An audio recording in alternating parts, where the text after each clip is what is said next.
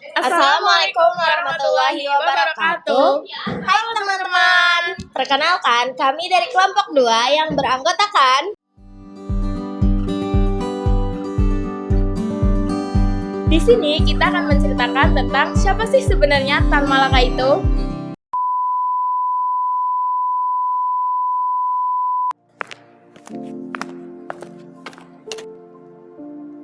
pahlawan ini pernah menjadi buronan internasional. Nah, dia juga pernah diusir dari negaranya sendiri. Tapi, dia juga orang pertama yang mencetuskan ide tentang kemerdekaan Indonesia. Siapa sih namanya? Namanya adalah Tan Malaka. Kenapa ya kita jarang mendengar namanya? Tan Malaka lahir di Sumatera Barat pada tahun 1897. Sejak kecil beliau ini pintar dan cerdik. Tapi beliau punya pikiran lain nih, bahwasanya Indonesia harus lepas dari penjajahan. Lepas dari penjajahan itu bukan hanya melalui senjata, tetapi juga bisa melalui pemikiran dan tulis. Pada tahun 1925, Tan Malaka menulis buku yang berjudul Menuju Republik Indonesia. Sebelum menulis buku tersebut, Tan Malaka sudah berkeliling dunia dari Belanda, Jerman, Rusia, sampai Filipina. semua itu untuk satu tujuan yang sama, yaitu Indonesia merdeka. Tan Malaka ikut dalam kemerdekaan Indonesia, bahkan beliau membantu dalam agresi militer. Tapi karena perbedaan pendapat politik, maka dia ditangkap. Dan tragisnya, pada tahun 1949, beliau dieksekusi oleh sesama orang Indonesia tanpa pengadilan. Baru pada tahun 1963, Presiden Soekarno menetapkan Tan Malaka sebagai pahlawan nasional. Tetapi namanya tetap jarang disebut di buku sekolah.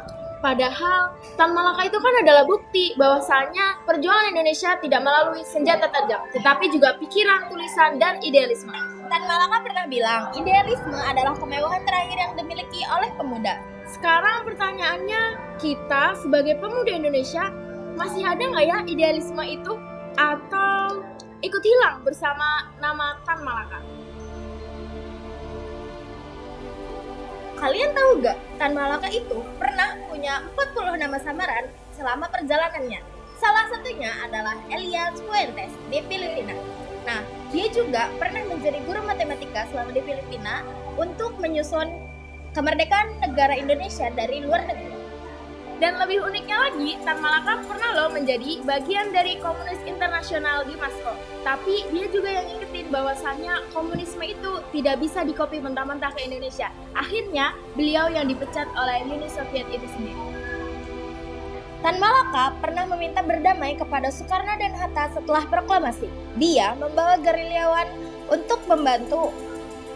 Tetapi, dia dianggap mengganggu stabilitas politik. Nah, tragisnya, tempat dan tanggal kematian Tan Malaka itu gak pernah jelas. Dia ditembak mati oleh pasukannya sendiri yang diperkirakan tahun 1949 di Kediri. Tapi ada tuh yang bilang bahwasannya kuburan Tan Malaka itu baru ditemukan pada tahun 2007. Dan paling ironisnya, waktu Tan Malaka wafat, banyak rakyat kecil yang masih menganggap bahwa dia itu pahlawan. Tapi para elit politik justru diam dan pura-pura tidak tahu. Dia dibungkam hidup dan mati. Jadi sekarang kita tanya lagi nih, seberapa banyak sih sejarah Indonesia yang disensor atau dilupakan? Dan seberapa pentingnya buat kita generasi muda buat cari tahu apa yang sebenarnya terjadi? Nah, itu tadi ya teman-teman, cerita seputar Tan Malaka. Semoga bisa menambah wawasan kita semua. Terima kasih teman-teman. Assalamualaikum warahmatullahi wabarakatuh. Dadah. Ya, jadi begini guys.